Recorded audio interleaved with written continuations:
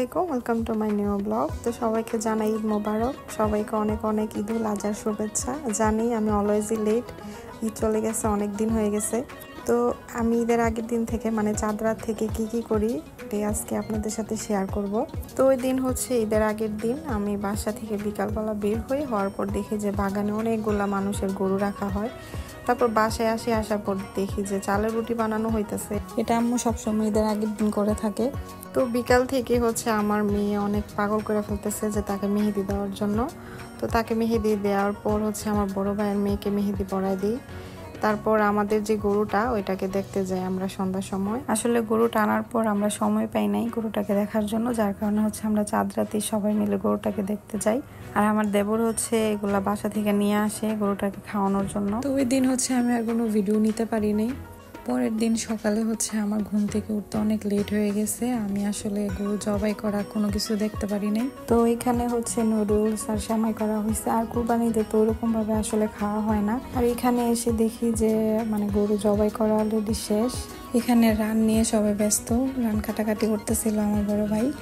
আর এখানে হচ্ছে সবাই মিলে মাংস কাটাকাটি করতেছিল আর আমি দাঁড়ায় দেখতেছি। এখানে আসলে অনেক মানুষের গরু কুরবানি করা হয়েছে। তো আলহামদুলিল্লাহ আমাদের মাংস চলে আসছে। তো আমরা 5 জন শরীকে হচ্ছে কুরবানি দেওয়া হয়। তো আলহামদুলিল্লাহ মাংস আসার পর হচ্ছে আমরা ভাগ বন্টন করে তারপর রান্নার জন্য প্রস্তুতি নিতেছিলাম। আর এই ফার্স্ট টাইম এই কুরবানি ঈদে আমি নিজের হাতে এতগুলো মাংস রান্না করতেছি। তো এবার হচ্ছে আমি নিজেই সাহস করছি যে না, সবসময় তো আমার শাশুড়ি রান্না করে, এবার হচ্ছে আমি রান্না করে দেখি যে পারি কিনা। তো এখানে হচ্ছে আমি সব মশলা দিতেছিলাম। প্রথম তো খুব ভয় পাইতেছিলাম যে কেমন হয়। আসলে কখনো এতগুলা মাংস একসাথে রান্না করা হয় নাই আমার, এই ফার্স্ট টাইম রান্না করতেছি। তো আমি এখানে মাখানোর পর হচ্ছে আমি চুলায় নিয়ে বসাই দিই। তো আমার জামাই বলতেছিল যে দেখবা যে মাংসটা অনেক মজা হবে। আসলে আমার শাশুড়ির হাতে রান্না অনেক মজা, তো যার কারণে হচ্ছে আমি চেষ্টা করি আমার শাশুড়ির মতো রান্না করার জন্য।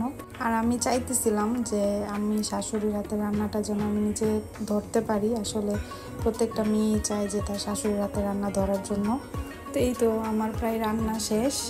মাশাআল্লাহ দেখেন কালারটা কি সুন্দর হয়েছে। এই সব কাজটা শেষ করার পর হচ্ছে আয়নার সামনে আমি একটু ঢং করতেছিলাম। তো ঢং করার পর আমার সন্ধ্যার সময় হঠাৎ ফুচকা খাইতে মনে চাইতেছিল। আমি জাস্ট মুখে বলছি যে আমার ফুচকা খাইতে ইচ্ছা করতেছে, আর আপনাদের ভাই এমনি বাসা থেকে বের হয়ে গেছে। আসলে কুরবানি ঈদের দিন, তারপর হচ্ছে আবার ওই দিন ছিল শুক্রবার। তো সব মিলে আসলে সব দোকানপাট এমনি বন্ধ। তো যাই হোক, সে অনেক খুঁজে তারপর হচ্ছে ফুচকা নিয়ে আসে। তারপর আমরা সবাই মিলে লুডো খেলি। লুডো খেলার পর আমার শাশুড়ি বলতেছিল যে তোমাদের আইসক্রিম খাওয়াই চলো। আইসক্রিম খাওয়ার পর আমরা অনেক রাতে ভাত খাই। এই ছিল আজকে আমার ঈদ ব্লগ। তো সবাই ভালো থাকবেন, আল্লাহ হাফেজ।